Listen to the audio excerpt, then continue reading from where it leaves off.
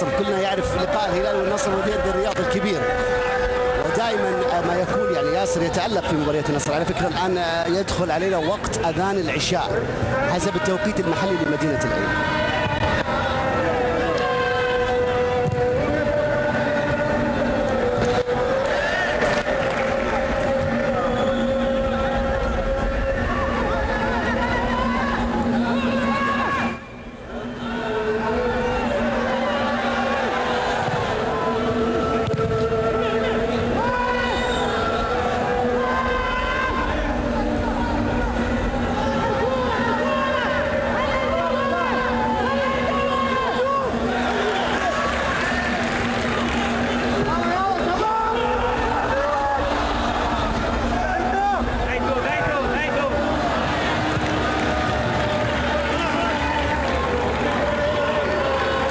زال اذان العشاء على مسامعكم مشاهدينا الكرام، ونتمنى عدم تداخل مباريات الحقيقه مع اوقات الاذان قدر الامكان.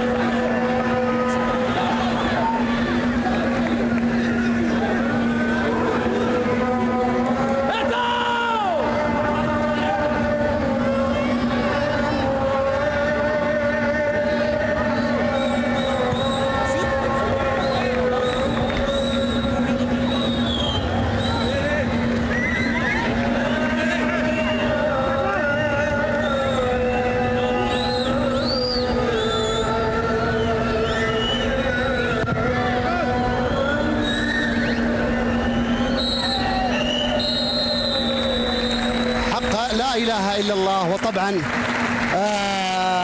يسدل الستار الآن على شوط المباراة الأول بصفرة السيد محمد عبد الكريم، وأتمنى دائما أن نراعي مواقيت الصلاة ومواقيت الأذان، لأن هذه مسألة مهمة جدا جدا جدا في مسألة يعني حتى الوصف والتعليق. يعني ممكن الواحد يخطئ مهنيا يسكت مش مشكلة، أو يتحمل هذا الشيء، لأن لا صوت يعلو على صوت الحق. مشاهدينا الكرام متابعينا في كل مكان، شوط أول مميز للعين غاية في السوء للنصر.